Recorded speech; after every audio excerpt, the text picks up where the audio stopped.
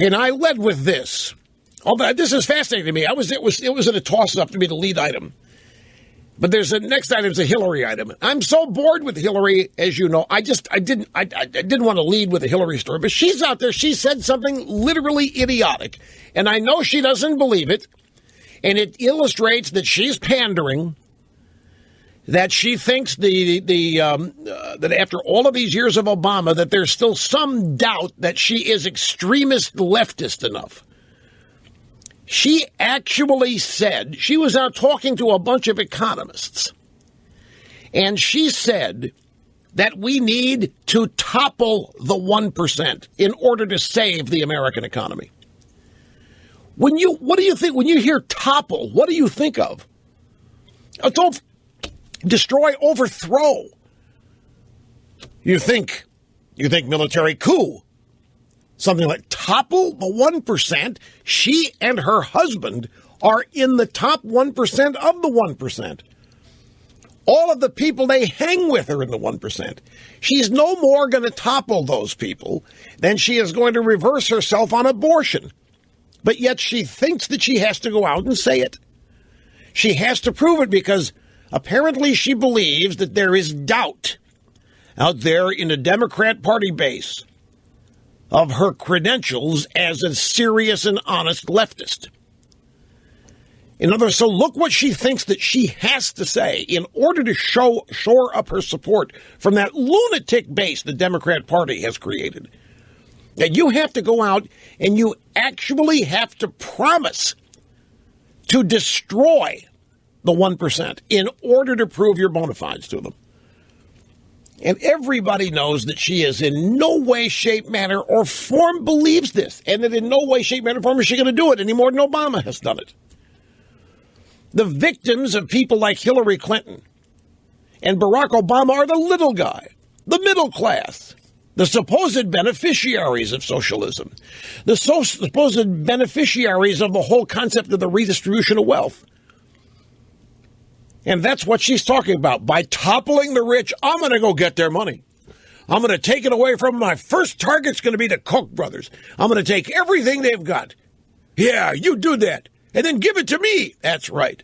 That's what they expect. Hillary's going to take the money from them and redistribute it. And somehow, these insane lunatic leftists that comprise a Democrat base are somehow going to end up with the money. Yet, 50 years or more, and they don't have a dime more to show for their votes for the Democrats than they would have otherwise. Topple the 1%. We had a soundbite yesterday I didn't get to. I asked that it be saved. It was Monday afternoon, Keene, New Hampshire. Hillary Clinton at the Whitney Brothers Furniture Company. She held a round-table campaign event. During the event, this is what she said about small business in America. From my perspective, I want to be sure that we get small businesses starting and growing in America again. We have stalled out. I was very surprised to see that when I began to dig into it, because people were telling me this as I traveled around the country the last 2 years, but I didn't know what they were saying. And it turns out that we're not producing as many small businesses as we used to. I listen to this, and I marvel at it. If we take it at face value, on one hand, we have just listened to an unapologetic, abject idiot. Taken at face value. If we look at this through the prism of Democrat politics, we have just completed 6 years of the presidency of the first African-American president in the country, historical president, who has had a great economic recovery plan, who has had you remember starting with the stimulus and Obamacare and a number of other things. We've got unemployment down to 5.5%, and the economy is roaring, and that's the line the regime puts out. Mrs. Clinton is of the same party as the first African-American president, and she served in the regime as Secretary of State. And she's running around saying, you know what, people have been telling me for the past couple of years that small business is kind of slowed down small business creation and leveled off, and I was surprised. I dug into that because people were telling me this. I traveled around the country, but I didn't know what they were saying. How in the world can you not know what the status is of the people in this country whom you want to vote for you? How can you possibly be alive and breathing, even if you're traveling all over the world? How can you possibly be alive and breathing and not understand the plight, economic plight of people in this country? How can you not see 92 million not working and know what that means? How can you not see record numbers of people on food stamps and not know what that means? Now, secretly and privately, all of those numbers are good for Mrs. Clinton. The more people on the federal dole, the better. That's how they view compassion, and that's how they view their route and access to power and claiming and holding on to it. But then to run around and to willingly portray herself as ignorant. Yeah, I had people telling me the last 2 years, small business creation is really down, and they're telling me this, and I didn't know what they were saying. What's so hard about small business is in trouble? How do you not know what somebody's saying when they tell you that? If anything, Hillary Clinton's in the process here of toppling herself. And to that extent, being in the 1%, she may be suicidal in this sense, but this is just incredible. As it turns out, we're not producing as many small businesses as we used to. Yeah, when? Now, how do you think this went over at the regime? Well, last night on MSNBC, and we've lifted the ban on MSNBC for one Obama soundbite because it does not contain any MSNBC anchor or newsman or personality or what have you. So this comes under the guidelines here of fair usage. I actually do not have to lift the ban on MSNBC to use this because this could have happened anywhere. So the question Obama got was, okay, Hillary's out there saying yesterday the economy is stalling and small business is down and it's been bad for a while and she just found out about it. What do you think? The truth is that we are the strongest economy among the advanced economies right now. What does that say? And the main reason, the main way that we're going to strengthen the economy and keep the momentum that we've had over the last 6 years is to adopt the agenda that I've talked about. Let's rebuild our infrastructure. We could be putting people back to work right now. We're in the 7th year here? The 7th year, and we're still talking as though Obama's just got inaugurated? $820 billion for a stimulus bill that was to rebuild the infrastructure, repair roads and bridges, and rebuild our schools. And, of course, it didn't happen. The money went to Obama's union buddies. We're in the 7th year of his regime, and he's talking as though this is the 1st year. And all these great things and the things that we need to do to grow the economy. There's a story from the AP today. Employers cut jobs in 31 states as growth slows. What growth? There isn't any growth. Harsh winter weather and a labor dispute at left coast ports that disrupted shipping dragged down the economy in the first 3 months of the year. All told, economists forecast the growth slowed to an annual rate of 1% or less in the first quarter. Do you know what they told us it was last year? Second half of last year was 3.4%. That's what they told us. Growth rate, 3.4%. The first 3 months of this year, less than 1% economic growth. So Mrs. Clinton is right. Small business is down. Every economic indicator is down. The unemployment number's a lie. It's a totally made up and miscalculated number. And Obama is running around irritated that Hillary is running down the economy, and so is Jen Psaki. Here's what she said about that. Well, I don't know the statistics that Secretary Clinton was looking at, so that's a good question. But I can tell you that small business growth has been a huge priority for this president. The economy is better than it was 6 years ago. If it's been a huge priority, he is an abject failure because small business growth is stagnating like everything else in this economy is, except the 1%, many of whom have relationships with the Obama regime, propping them up. Back after this. The views expressed by the host on this program documented to be almost always right 99.7% of the time. Okay, so here's where we are.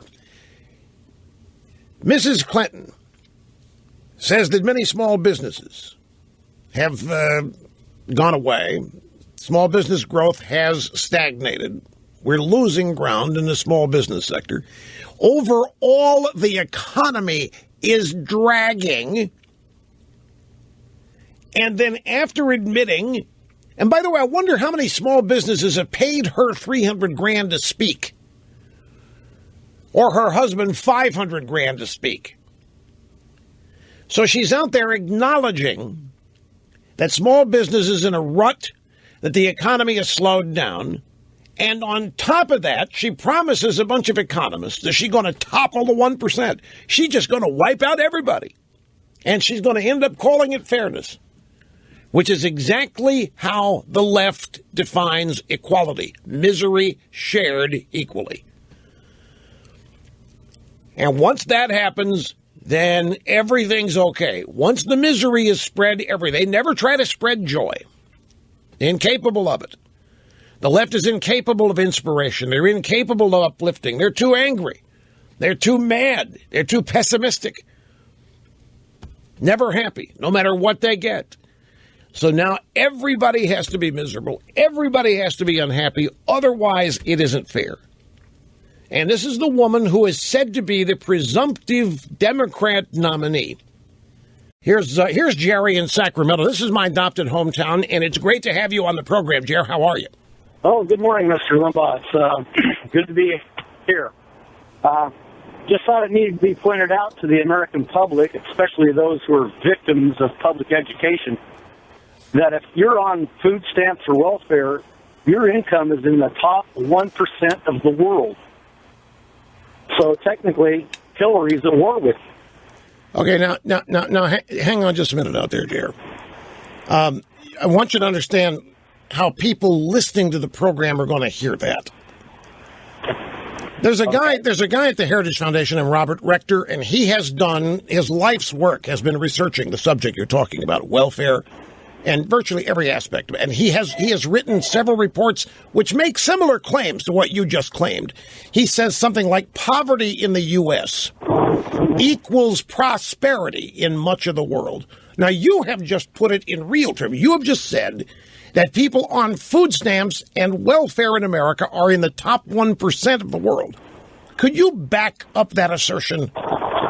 Yeah, if you've got any money in your pocket, any money, that puts you in the top 78% of income. Okay. If you own the radio you're listening to this show on, that's it. You're in the top 1%. If you have any money in your pocket, you're top 1% compared to people in the world. Yeah, I know what I know. You know, actually, one of the truths. There's a guy. I'm having a mental block of his name. I've interviewed him for the Limbaugh letter. He used to be in the Reagan administration. 3 years ago, he wrote a piece, I think it was for USA Today, but I'm not sure which, in which he said the biggest untold story in all of journalism is the decline in poverty around the world. Oh, what's the man's name? I'm having a mental block on his. Who? No, not Art Laffer. No, not Art Laffer. No. He wasn't a cabinet level guy or anything like that. He was. You'll know the name when I remember it. But his point was that the United States, as the leader of the free world, just by virtue of our existence, as the world's lone superpower, as the good guys in the world, as a result of defending freedom and liberty all over the world, have raised the standard of living in parts of the world that used to be in the depths of poverty, like most of this population in this country would never even be able to relate to. And it's something he said the U.S. should be credited for. The statistics did happen to materialize during the Obama administration. So actually, economic circumstances for many in the world is on the rise. Still, however, far below the poverty level in this country. So Jerry here essentially has a point, but we got to take a break. The name I was looking for was Herbert Meyer. Herbert Meyer, a former advisor and analyst of the Reagan years, and he was the first back in, it's 2 years ago now. He actually had a column. I forget where it was. Some newspaper that the greatest unreported story happening at the moment was the elimination of poverty in so many parts of the world. And it was a huge story, and the reason it was a huge story is the responsibility for it played by the United States, the role the U.S. played in lifting the world out of poverty. Just with our decency and goodness, our way of life, and the things that we defend and protect, the inspiration that we provide. And, of course, such a story would be papered over and ignored. And, in fact, that news was not welcomed by a lot of people. The world being in poverty is necessary for organizations like the UN to continue to fleece member nations like us. It's just like the race industry needs racial strife in order to profit, in order to stay in business. The last thing that Jesse Jackson or Al Sharpton want, for example, is an actual colorblind society. That would be death knell of their businesses. And poverty is the same thing, folks. There are a lot of Democrat Party profits on poverty like you can't believe. To give you an example, there's no way the Democrat Party wants to eliminate poverty. If they did, they wouldn't be importing illegal aliens who are unskilled and uneducated and flooding the U.S. economy with them. They would not be doing this in any way, shape, or manner. They need a permanent underclass. The Democrat Party needs people in poverty. So any story that chronicles the rise out of poverty by whole nations or otherwise large groups of people is not something to rejoice over. And I know that sounds kind of brutal, but it happens to be true. Now, our last caller, Jerry from Sacramento, he made the claim. Hillary Clinton's out there claiming she wants to topple the 1%. I mean, this is why this woman bores me. She doesn't anymore mean that than if she claimed today that Planned Parenthood's an enemy, she wants to shut it down, and she's converting to pro-choice. She wouldn't mean that either. She's going to say whatever she has to say to shore up her credentials as an extreme leftist, because the extreme left is now the mainstream of the Democrat Party. There is no left wing of the Democrat Party. The whole Democrat Party is an extremist bunch of radicals now. And Mrs. Clinton must think, I mean, to come out with some asinine comment like a Topple, she's the 1%. The people she was talking to are in the 1%. The people that she's fleecing that donate to her foundation and her husband's foundation, the 1%, for crying out loud, it's asinine. But she figures there's enough idiots out there that'll think she can relate to them by saying that she's going to go out and she's going to take their money. She's going to punish them. I like Hillary is how it's supposed to work. It's just mind-numbing in its audacious ignorance. Anyway, our buddy Jerry in Sacramento said, responding to this, that if you have any money in your pocket, you're in the 1% of wealth in the world. If you are on U.S. welfare or U.S. food stamps, you are in the 1%, the top 1% of the world. And he's not far wrong. I mentioned Robert Rector at the Heritage Foundation, who has, he's practically devoted his life to the study of poverty and economics by demographics. And some of the stuff that he's produced. I remember in the early 90s when I first stumbled across it, I started repeating it because it was shocking. It was things nobody else was saying, and it bore up. I mean, his rigorous research had borne accuracy, and it was true. And it contained, I just have to create a statistic off the top of my head. I may not get this exactly right. But it was along the lines of how many poor people in America have cars and air conditioning and cable TV versus what real poverty in the rest of the world's all about. And I happened to just recite what he said. And there was this group called FAIR that went out and got with the AP and wrote a story about how I lie and make things up.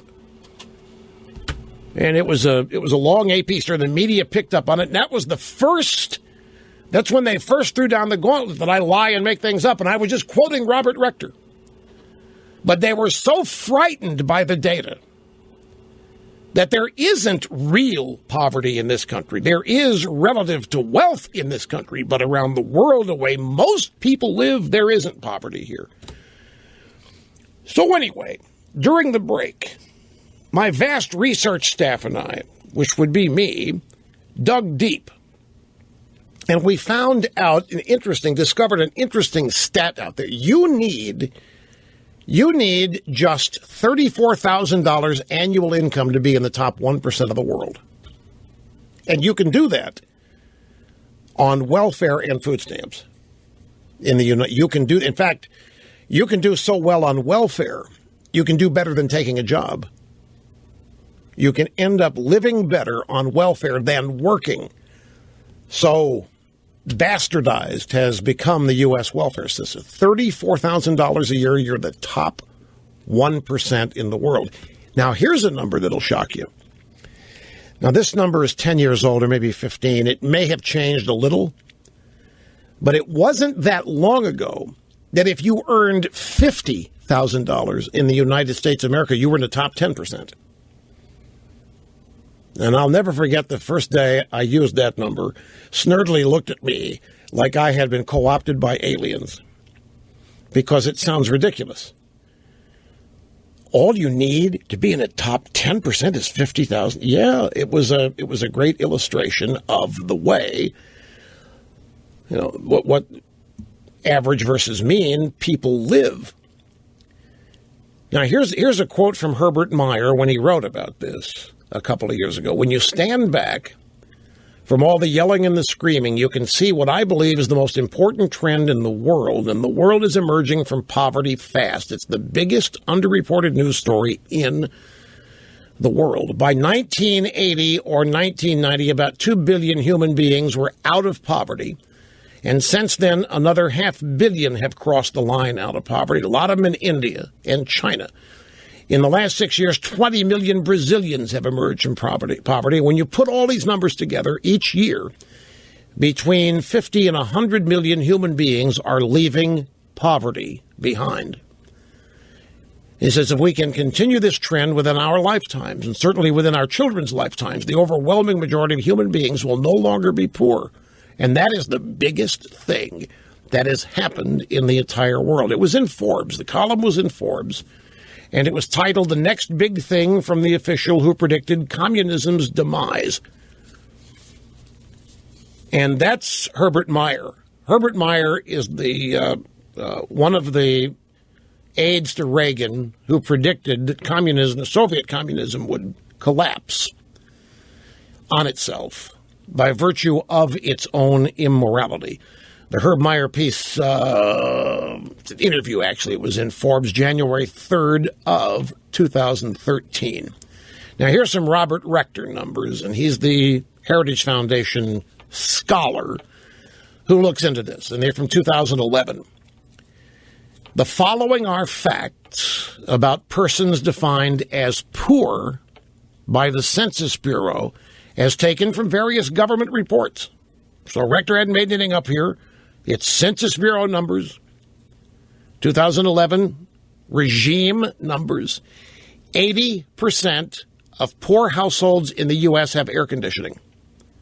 In 1970, only 36% of the entire population had air conditioning.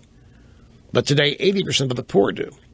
92% of poor households, defined as below the poverty line, 92% of poor households have a microwave. Nearly 3/4 have a car or truck.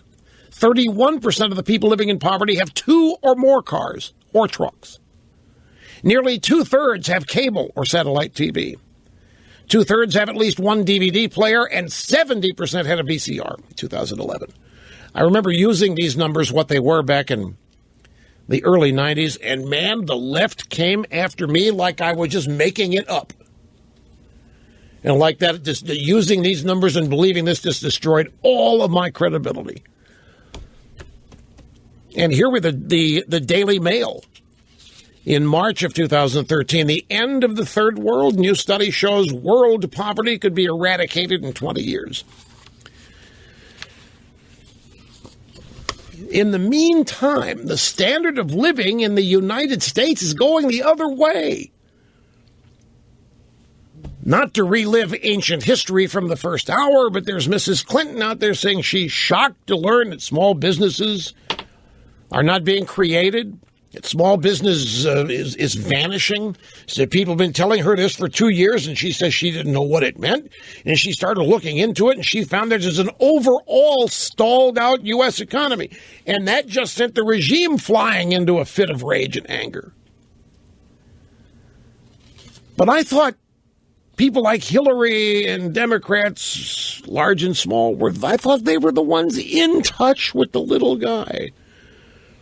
I thought Democrats cared so much that they already knew the plight of most people in America. I thought they already were aware how poor people are, and it's the rich that have caused it. I thought they were. How can somebody who claims to be the champion of the little guy, like Mrs. Clinton or any Democrat, come along and proudly admit that she was shocked to learn of the current plight of small business? I mean, where is the intelligence in even saying it or admitting it? I mean, you don't. Well, who is she trying? There are no coincidences with these people. So who is she trying to relate to there? Who is she trying to impress? Who is she trying to reach out to? You think the Elizabeth Warren faction? Well, we'll know that's true if Hillary discovers that she's part Indian. Well, you laugh, but would you be surprised if at some point down the line Mrs. Clinton discovered some Indian blood way back in the family trace? Yeah, you know what? Bill and I, we didn't have anything to do, the other night. And after we watched the videotape when I was singing at Selma, we went to Ancestry.com. And I learned, that I'm part Cherokee. I don't, you can laugh all you want, but don't, as they say, rule it out. Talent on loan from God. Rush Limbaugh doing what I was born to do, host the EIB network. And here we go to Scott in Visalia, California. Welcome, sir, and I appreciate your patience. Hi. Yes, sir, thank you. I think I'll try to get to articulate it correctly, but I think you've already covered it. Earlier you said the Democrat liberals never have a plan to increase the wealth of the little guy, the middle class. But I don't think it is anything to do with the plan as much as they can't afford to. Their whole ethos is based on power for the chosen ones, whether it be economics or immigration. The more people you have independently, financially well off, the less they need government, the less they need the state and local, the less power and hold they have. That's exactly right. How many years, 20, 30, 40 years, have they had the opportunity to fix immigration and never have? Because if you fix immigration, truly fix it, they don't need you anymore. It's like a carrot on a stick. You give the mule a bucket of carrots. No, that's exactly right. You can use any number of examples. Let's go back to the 1980s. Look at what happened in the 1980s.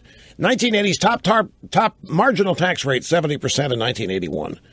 By 1989, it's 28%. The amount of money collected by government in those 8 years nearly doubled, from $500 billion to $1 trillion by lowering tax rates. In addition, the tax rates coming down, those tax cuts, led to higher employment, lower inflation. The 1980s were a boom economy. And the Democrat Party has forever since been rewriting history to cast those 8 years as the economic worst since the Great Depression. You've heard them talk about trickle-down doesn't work, Reaganomics, this or that. They have to make sure that everything that creates prosperity for the greatest number of people is defeated. The way to say it, I mean, if you really want this to penetrate, I mean, here's a party that sets itself up as the lone, truly compassionate party, that they have the best interests of the lower classes, the little guy, whatever you want to characterize them, whatever you want to call them. The fact of the matter is the Democrat Party needs people in poverty in order to stay in power. Just like Jesse Jackson needs racial strife, just like Al Sharpton needs it. Just like every other civil rights coalition needs people having their civil rights violated. These are people who earn their living based on this kind of strife. People who earn their living on the backs of people in poverty. Frankly, folks, this is one of the things that's so frustrating to me personally as a conservative. We actually do want the best for everybody, and we know how to achieve it. We know that most people left to their own desires, if properly motivated and inspired, will do far better for themselves than if they just sit around slothfully, wait for somebody to take care of them. And they'll be much better human beings. They'll have more dignity. They will enjoy their life more. And somehow this is equaled cold-heartedness, mean-spiritedness, and extremism, when in fact cold-heartedness is found right there in the Democrat Party, which empowers itself on people in poverty, from people in poverty. It's obscene, actually. Anyway, Mr. Snerdley, you chuckle when I say be on the lookout for Mrs. Clinton to discover that she's it's Indian blood. Don't forget, back in 1999, AP story, August 6, 1999, Hillary Clinton has Jewish roots. Remember that?